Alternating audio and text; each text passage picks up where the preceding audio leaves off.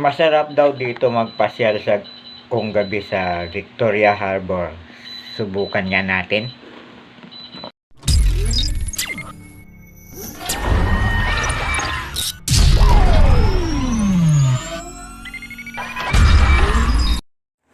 Pagsapit ng alas 8 ng gabi, meron silang light show.